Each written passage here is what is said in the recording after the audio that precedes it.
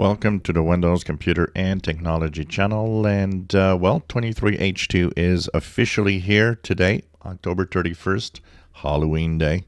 It's kind of scary update. 23H2 for Windows 11 has been released. It is available through Windows Update. So if you go and head on to your settings and through Windows Update, you should see it. If you don't, you can actually kind of force it by toggling the switch that says get the latest updates as soon as they're available.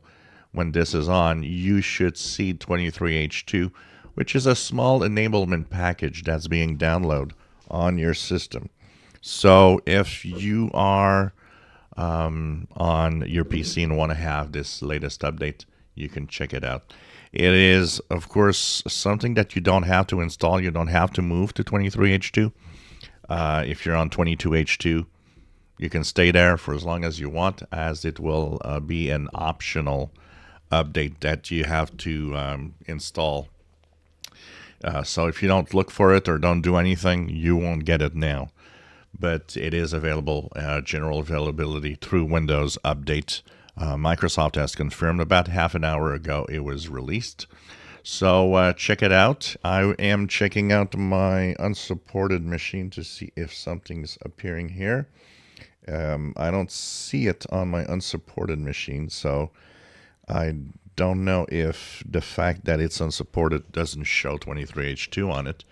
But anyways, the next video is going to show you where you can download and get it if you wish, as there's another way to get it. So the first option, you want it now through Windows Update, just go through, check your updates, and of course, turning on the get the latest update as soon as they're available will probably make it show up with the Windows updates. And if you don't see it, there are, of course, blockers, so there's a possibility that something just isn't right and they're not offering it to you right away. So if you don't see it, it's normal.